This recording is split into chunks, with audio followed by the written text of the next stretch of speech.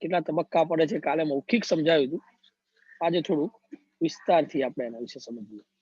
Okay, તો પ્રકાશ સંશ્લેષણની રૂપરેખા.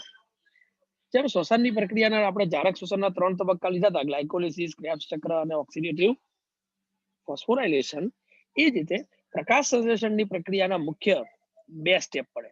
કયા કયા 2? નંબર 1 પ્રકાશ પ્રક્રિયા, અંધકાર પ્રક્રિયા. એક્ઝેક્ટલી. બીજી અંધકાર પ્રક્રિયા. કાલ મૌખિક આટલું ચલાવ્યું હતું. પ્રકાશ પ્રક્રિયાનું બીજું નામ થાય પ્રકાશ રાસાયણિક તબક્કો, જ્યારે અંધકાર પ્રક્રિયાનું બીજું નામ થાય જૈવ સંશ્લેષણ તબક્કો, C3 પથ, કેલ્વિન ચક્ર. આ બધું જ થાય હે ને.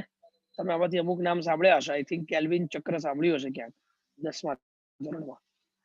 શ્વસનમાં ક્રેબ્સ ચક્ર આવે અને પ્રકાશ સંશ્લેષણમાં કેલ્વિન ચક્ર આવે. ડન. ચલો પ્રક્રિયાની શરૂઆત કરીએ. પ્રકાશ પ્રક્રિયા એ પ્રકાશ સંશ્લેષણનો સૌથી પહેલો તબક્કો છે, જ્યારે અંધકાર પ્રક્રિયા એ પ્રકાશ સંશ્લેષણનો બીજો તબક્કો છે. પ્રકાશ પ્રક્રિયા એ પ્રકાશ સંશ્લેષણનો પહેલો તબક્કો કહેવાય, જ્યારે અંધકાર પ્રક્રિયા એ પ્રકાશ સંશ્લેષણનો બીજો. એનો મતલબ પ્રકાશ સંશ્લેષણની પ્રક્રિયાની શરૂઆત કોનાથી થાય? તો કે પ્રકાશ પ્રક્રિયાથી. અને અંત કોનાથી આવે? તો અંધકાર પ્રક્રિયાથી. બીજું, આ ક્રિયા ફક્ત ને ફક્ત પ્રકાશની હાજરીમાં જ થાય. તમને ખબર છે, સનલાઇટ રિક્વાયર્ડ છે. સૂર્યપ્રકાશમાંથી મળતી ઉર્જા છે, એમાંથી 400 ને 700 નેનોમીટર સુધીના તરંગો છે, જેમાં બી ખાસ કરીને 2 રંગવાળા. કયા કયા 2?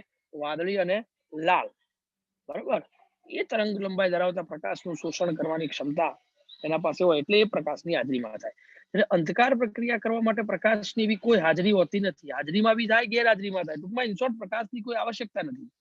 અને એટલે એને અંધકાર પ્રક્રિયા અથવા તો કેલ્વિન ચક્ર અથવા તો C3 પથ એવા નામથી આપણે એને ઓળખીએ છીએ.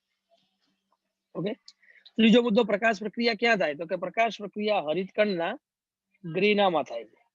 ગ્રીના ખબર છે ને? ભૂલી ગયા? પટલમય તંત્ર છે, ગઈકાલે જ આપણે વાત કરી. અને અંધકાર પ્રક્રિયા હરિતકણના આધારક અથવા તો સ્ટ્રોમામાં, જે એનું લિક્વિડ હોય હરિતકણની અંદરનું, એ લિક્વિડની અંદર થતી ઘટના છે. સૌથી મેઇન અને અગત્યનો મુદ્દો સૌથી છેલ્લો છે. પ્રકાશ પ્રક્રિયા જે આપણે ભણ્યા નથી, આજે આપણે સ્ટાર્ટ કરવાના છીએ. પણ એમાં કઈ કઈ ક્રિયાઓ થાય મિત્રો યાદ રાખજો. મોસ્ટ ઇમ્પોર્ટન્ટ MCQ છે. પ્રકાશ પ્રક્રિયા દરમિયાન કઈ કઈ પ્રક્રિયાઓ હરિતકણમાં થતી હોય છે?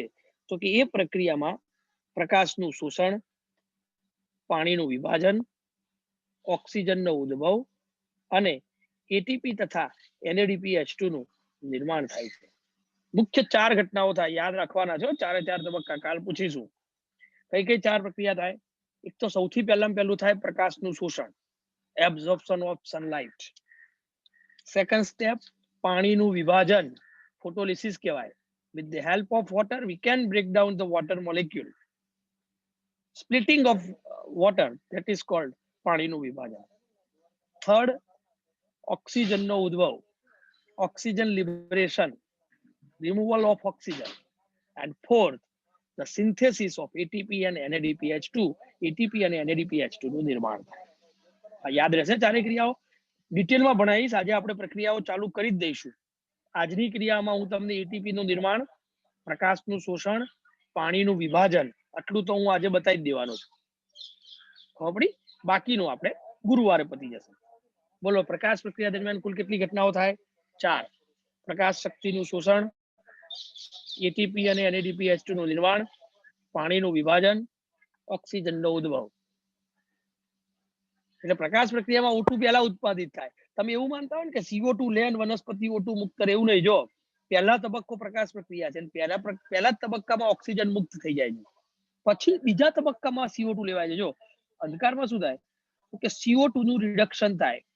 ભાઈ CO2 નું રિડક્શન કરવા માટે CO2 પાસે કાર્બન અને ઓક્સિજન છે? હા પાડો ખાલી. CO2 માં કાર્બન ઓક્સિજન તો છે જ નહીં યાર. CO2 એની અંદર બહારથી હાઇડ્રોજન ઉમેરો એટલે શું થયું? કાર્બન, હાઇડ્રોજન અને ઓક્સિજન, આ ત્રણેય વસ્તુ આવી. ખબર પડી? કાર્બન, હાઇડ્રોજન, ઓક્સિજન, આ ત્રણેય વસ્તુ આવી.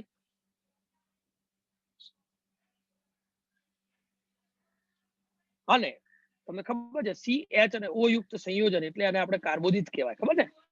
કાર્બોદિત. ગ્લુકોઝ નું અણુસૂત્ર જોવો તો C6H12O6. ખબર હશે. ગ્લુકોઝના બે અણુઓ ભેગા થાય, ગ્લુકોઝ અને ફ્રુક્ટોઝ, તો સુક્રોઝ બને, અને બહુ બધા અણુઓ ભેગા થાય તો એનાથી સ્ટાર્ચ થાય. Synthesis of starch. ઓકે, તો આ પ્રક્રિયા દરમિયાન CO2 નું રિડક્શન થઈ કાર્બોદિતનું નિર્માણ થાય, સ્ટાર્ચ, ગ્લુકોઝ અથવા સુક્રોઝનું નિર્માણ થાય છે. ઓકે, એનો મતલબ અંધકાર પ્રક્રિયામાં એક જ ક્રિયા થાય, શું? કાર્બોદિતનું નિર્માણ, ગ્લુકોઝનું, સ્ટાર્ચનું એવું નિર્માણ થાય. અને પ્રકાશ પ્રક્રિયામાં 4 ક્રિયા થાય: પ્રકાશ શક્તિનું શોષણ, પાણીનું વિઘટન, ઓક્સિજનનો ઉદ્ભવ અને એટીપી તથા NADPH2 નું નિર્માણ. ક્લિયર? તો પછી આપણે પ્રકાશ સંશ્લેષણની શરૂઆત કઈ પ્રક્રિયાથી કરવી પડે? First step is light reaction, પ્રકાશ પ્રક્રિયાથી. ધેન લેટ્સ ગો, ચાલો શરૂઆત કરીએ આપણે પહેલા નંબરની આ પ્રક્રિયા, અને એનું નામ છે પ્રકાશ પ્રક્રિયા. એક નાનકડો તફાવત આપીએ. એકચ્યુઅલીમાં છે ને આખો સવાલ પૂરો થાય ને પછી તમને આખો તફાવત ખબર પડે. પણ હવે શું થાય કે મારી ફરજ છે કે મારે શરૂઆતમાં સમજાવવું પડે, જેથી તમને ખબર જ ના પડે પ્રકાશ સંશ્લેષણનું શરૂઆત ક્યાંથી કરું. આટલો તફાવત ભણ્યા એના ઉપરથી એટલી ખબર પડી કે પ્રકાશ સંશ્લેષણની પહેલી પ્રક્રિયા પ્રકાશ પ્રક્રિયા છે અને બીજી પ્રક્રિયા અંધકાર પ્રક્રિયા છે. જેમ શ્વસનમાં તમને ખબર પડી એટલે તમે શું કર્યું હતું ખબર? શ્વસનમાં આપણે સૌથી પહેલા શું ભણ્યા હતા? ગ્લાયકોલિસિસ. એના પછી ક્રેબ્સ ચક્ર, હા, અને એના પછી ઓક્સિડેટિવ ફોસ્ફોરાયલેશન. તમને પહેલા નથી ખબર પણ હવે સિક્વન્સ યાદ છે, જો આજે બી મોઢે બોલો છો. બસ એ જ રીતે પ્રકાશ સંશ્લેષણમાં બી એવું થઈ જશે, તમને ખબર પડી જશે. બોલો પહેલી પ્રક્રિયા કઈ થાય? પ્રકાશ પ્રક્રિયા. પ્રકાશ પ્રક્રિયા, light reaction. And second step અંધકાર પ્રક્રિયા. અંધકાર પ્રક્રિયા, ડાર્ક રિએક્શન. ડન? ઓકે, ચાલો શરૂઆત કરીએ આપણે વન બાય વન, એક પછી એક પ્રક્રિયા ભણવાથી. એમાં પહેલી પ્રક્રિયા આપણે જોઈએ, એનું નામ છે પ્રકાશ પ્રક્રિયા. ચાલો, પ્રકાશ પ્રક્રિયાનો ઇન્ટ્રોડક્શન છે. ઓકે, આખી પ્રકાશ પ્રક્રિયા નહીં પતે પણ થોડું કોન્સન્ટ્રેશન રાખજો. કાલનો કોન્સેપ્ટ જે બેઝ ક્લિયર થયો છે, બરાબર? તરંગ લંબાઈ જે અમે તમને ભણાવી છે એને આધીન અને એક રંજક દ્રવ્યની ગ્રુપની એક ચર્ચા કરી હતી, કદાચ ખ્યાલ હશે, રંજક દ્રવ્ય તંત્ર. તો આ બધા શબ્દોનો આજે આપણે ભરપૂર ઉપયોગ કરવાનો છે, એટલે એ ખબર પડશે કે મને ગઈકાલનું તમને આજે કેટલું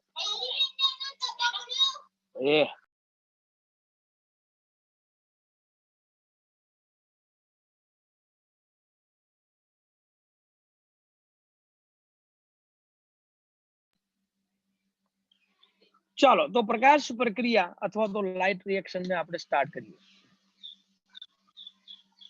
ક્યાં થાય? ચલો બેઝિક તો તમને લોકોને કોન્સેપ્ટ ખ્યાલ છે જ. પ્રકાશ પ્રક્રિયા એ પ્રકાશ સંશ્લેષણનો પહેલો તબક્કો છે. હરિતકણના ગ્રેના અથવા તો પટલમય ભાગમાં થાય. પ્રક્રિયા ફક્ત અને ફક્ત પ્રકાશની હાજરીમાં જ થાય, અને આ પ્રક્રિયામાં રંજક દ્રવ્યો સંકળાયેલા છે. કયા રંજક દ્રવ્યો?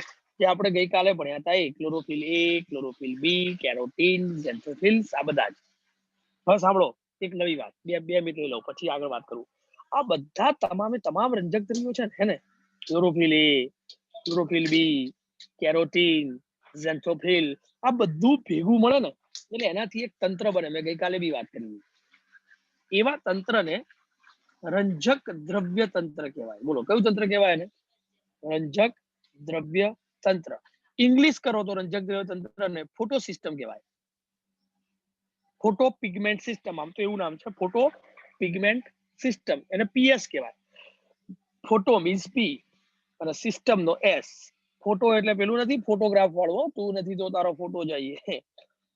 ફોટો એટલે કયું આવે? ફોટોન. કેમિસ્ટ્રીમાં ભણ્યા photon. Photon means molecule of light. લાઇટના જે પ્રકાશને કણ અને તરંગ બે સ્વરૂપ હોય, તો પ્રકાશના કણને ફોટોન કહેવાય. ભણેલા છો કેમિસ્ટ્રી?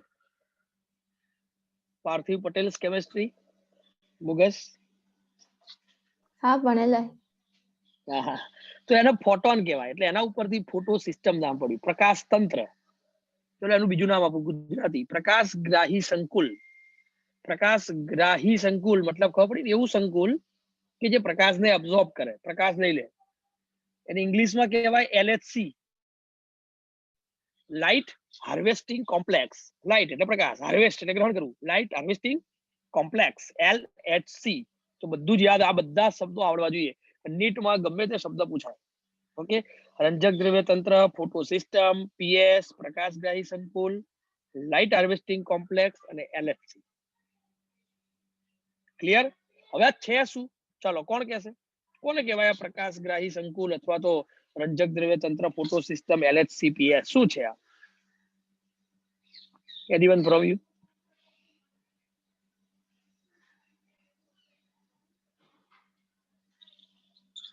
બહુ બધા રંજક દ્રવ્યો ભેગા થાય એટલે એનાથી આ કોમ્પ્લેક્સ અથવા સંકુલનું નિર્માણ થાય. મેં ગઈકાલે તમને એવી એક એક્ઝામ્પલ તરીકે એક આકૃતિ બતાવી હતી, કદાચ યાદ હોય તો. જો આ મેઇન ઘટક જેને આપણે નામ અપાય ક્લોરોફિલ એ, અને એની સાથે સાથે આ બધા સહાયક રંજક દ્રવ્યો ક્લોરોફિલ બી, કેરોટીન, ઝેન્થોફિલ્સ, એ બધા. You understand? બસ આજે મેં ફિગર દોરી ને આ આકૃતિ, આની ઓળખ છે. આને કહેવાય રંજક દ્રવ્ય તંત્ર. બીજું કોઈ પણ રંજક દ્રવ્ય તંત્ર લો ને, એમાં હજારોની સંખ્યામાં રંજક ગણો આવેલા હોય, પણ ક્લોરોફિલ એનો એક જ અણુ હોય. ક્લોરોફિલ એનો એક જ અણુ હોય. એ સિવાય જે વધારાના બીજા બધા અણુ છે એમાં ક્લોરોફિલ બી હોય, કેરોટીન હોય, ઝેન્થોફિલ હોય, પણ ક્લોરોફિલ એનો તો એક જ અણુ, સિંગલ મોલેક્યુલ ઓફ ક્લોરોફિલ એ. બસ એ બધું ભેગું મળી અને જે તંત્ર બનાવે ને રંજક દ્રવ્ય. તમે વિચારો એસબીઝેડ તમે કહો, સમર્પણ બાયોલોજી ઝોન, તો એમાં મૌલિન સર તો એક જ ને. હા, એના આસિસ્ટન્ટ નીચે બહુ બધા છે, 4, 5, 7, 10 છે, એનાથી આખું તંત્ર બને છે, પણ મેઇન ઘટક તો એક જ હોય. એમ અહીંયા પણ ક્લોરોફિલ એ મેઇન ઘટક છે. હું શું બોલું છું એ ખબર પડે છે કે ખાલી બધું વાર્તા ને બાબા ડોર ચાવતા અને છોકરા સમજાવતા? અલ્યા કઈ ખબર પડે છે? કોઈ હા ના બોલો લ્યા. હા પડે છે. હવે શાંત થઈ ગયા છો એટલે પૂછ્યું મેં. આજે થોડા વધારે શાંત છે, ખબર નહીં ક્યાં. ઓકે, તો મિત્રો રંજક દ્રવ્ય તંત્ર, હા નો ડાઉટ વાત સાચી પણ છે તમારી, કારણ કે બધું જિંદગીમાં પહેલી વાર ભણો છો. આવું કોઈ દિવસ આપણે ભણ્યા નથી. છેલ્લા 2 લેક્ચર જે 2 ચેપ્ટર ભણ્યા, 13મું 14મું 2, બરાબર, અગાઉ ક્યારેય આવું બધું નથી ભણ્યા. અને એટલે તમને ભણવાની બી મજા આવે, સમજવાની બી મજા આવે. નવી વાત છે, વનસ્પતિની વાત છે, તેમ છતાં જો ભણવાની કેટલી મજા આવે. ઓકે, તો સાંભળો, વનસ્પતિના પર્ણની અંદર થાઇલેકોઇડમાં હોય આ બધી વસ્તુઓ. ક્યાં હોય? હવે તમને એનું સ્થાન આપું. આ રંજક દ્રવ્ય તંત્ર બધા ગોઠવાય ક્યાં? થાઇલેકોઇડમાં ગોઠવાય. બીનો થાઇલેકોઇડ તો ખબર ને, એક સિક્કા જેવી રચના. દરેક સિક્કા જેવી રચનાની અંદર આ થાઇલેકોઇડ આવા રંજક દ્રવ્ય તંત્ર હોય. each and every thylakoid have this kind of photosystem or light harvesting complex. Okay, હવે આવા કોમ્પ્લેક્સ કેટલા પ્રકારના હોય? આ રંજક દ્રવ્ય તંત્રનું કામ શું? તો તેનું સૌથી પહેલું કામ વાતાવરણમાંથી સનલાઇટ શોષવાનું, એબ્ઝોર્બ કરવાનું. સૂર્યપ્રકાશમાંથી જે પ્રકાશ આવે છે એમાંથી પ્રકાશ શક્તિનું શોષણ કરવાનું કામ આ એલએચસી અથવા તો ફોટો સિસ્ટમનું હોય છે.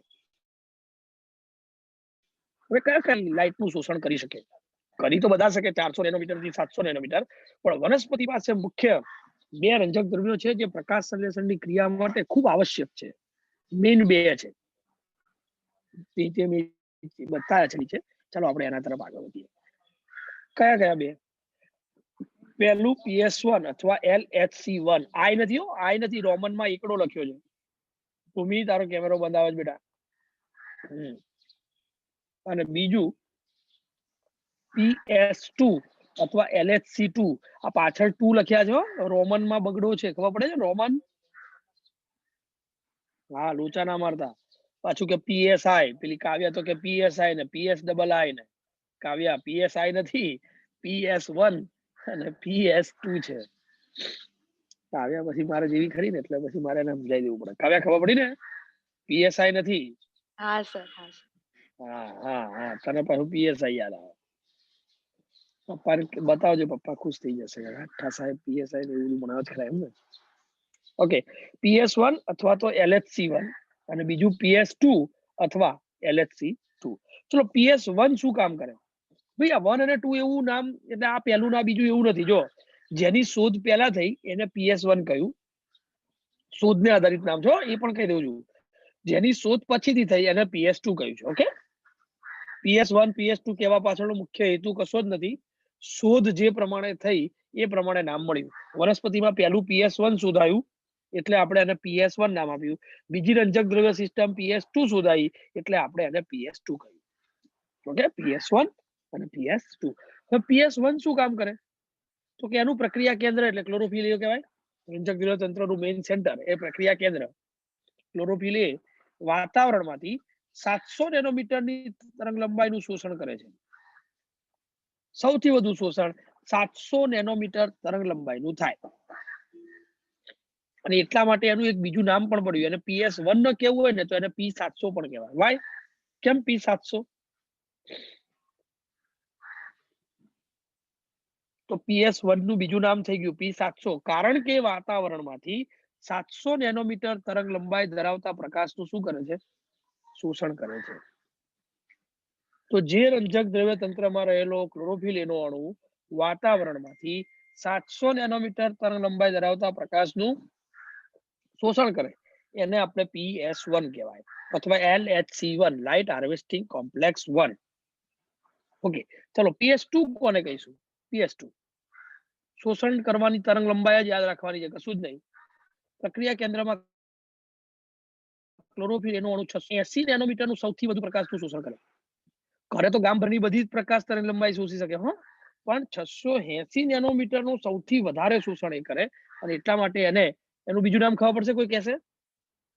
શું કહીશું? P680. P680. ઓકે, તો PS1 LHC1 અથવા P700 બધું એક જ. PS2 LHC2 અને P680 આ બધું એક જ. તો બોલો, વનસ્પતિમાં થાઇલેકોઇડ પાસે રંજક દ્રવ્ય તંત્રો કેટલા પ્રકારના હોય? P680. 2 પ્રકારના. બરોબર, કયા કયા 2? PS1 PS2. નામ કીધે જે પહેલા શોધાયું એનું નામ પહેલા આપ્યું, જે પછી શોધાયું એનું નામ આપણે પછી આપ્યું. પહેલા PS1 શોધાયું એટલે આપણે એને PS1 કહીએ છીએ, પેલું પછીથી શોધાયું એટલે આપણે એને PS2 કહીએ છીએ. PS1 નું કારસ્તાન શું? સનલાઇટ જે આવે છે એમાંથી 700 નેનોમીટર્સની જે તરંગ લંબાઈ છે, વેવલેન્થ વાળા જે લાઇટ્સ છે એને એબ્ઝોર્બ કરી શકે એટલે એને PS1 કહેવાય.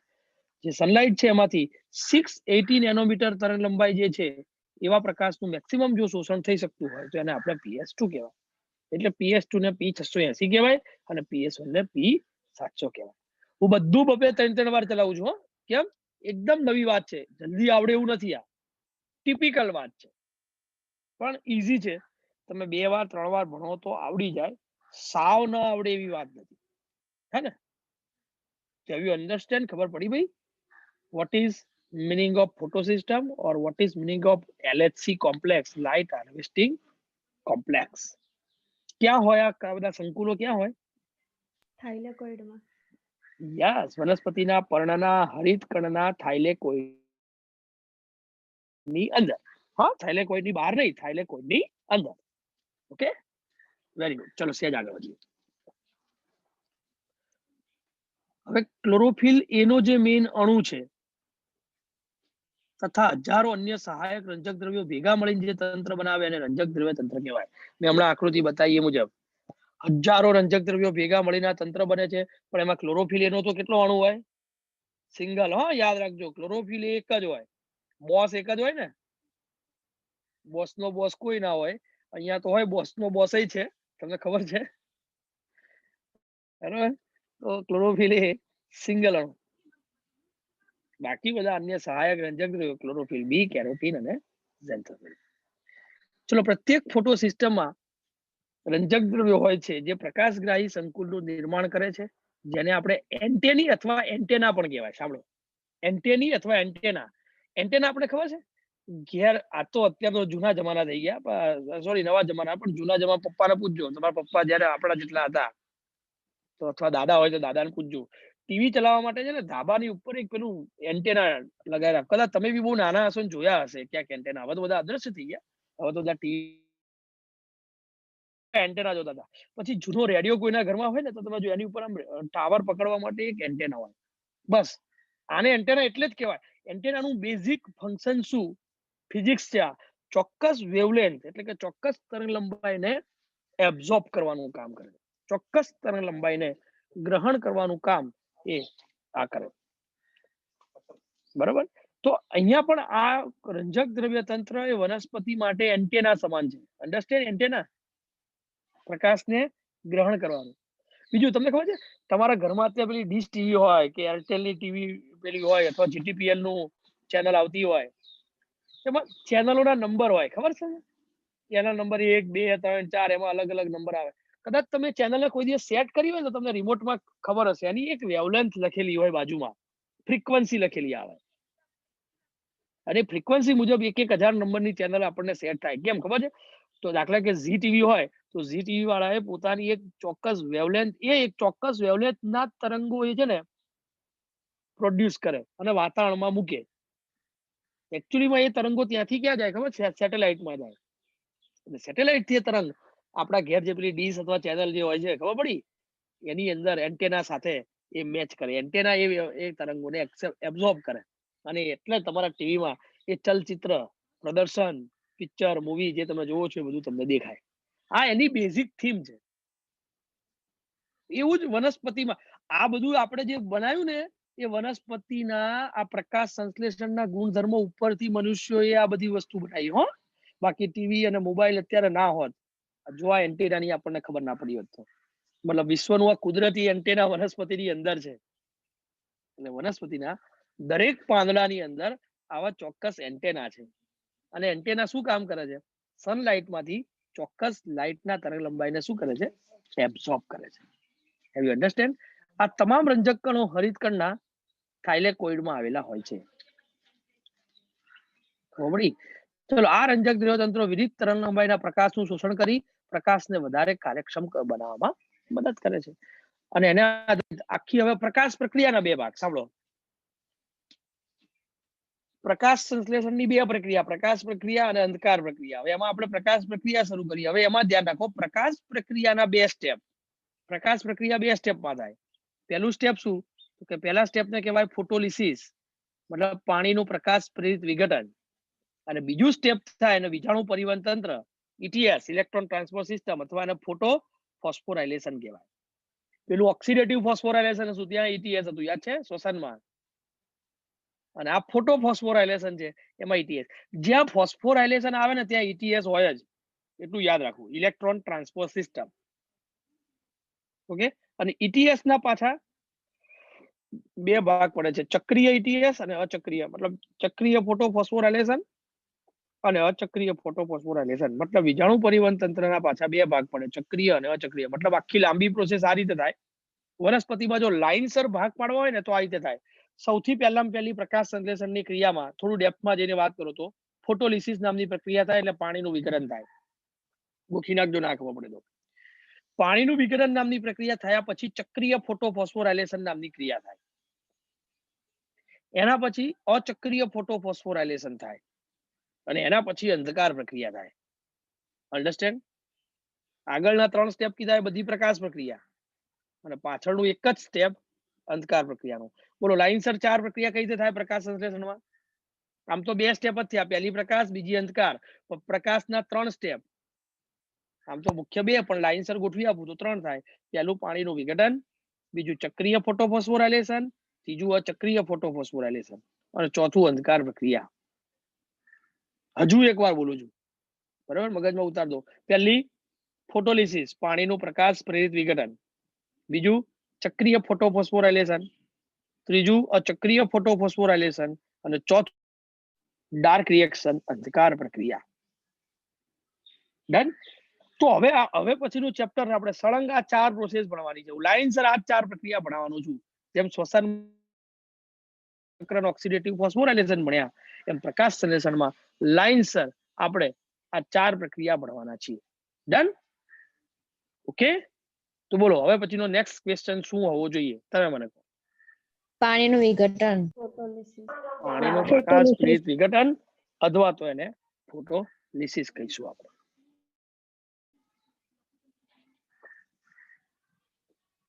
ચાલો, ટેક્સ્ટ બુક આધારિત પહેલા લઉં છું, અને પછી દરેક ટોપિકમાં હું નીટ લઈશ. 4 પ્રક્રિયા ચારે ચાર પ્રક્રિયાના નીટ માટેના સવાલો. ઓકે, એનો મતલબ એ દરેક સવાલ તમને ઓછામાં ઓછી કેટલી વાર ભણવા મળશે? 2 વાર. કેમ 2 વાર? એક ચોપડી આધારિત અને એક મૌલિન્સર આધારિત, એટલે કે નીટ આધારિત.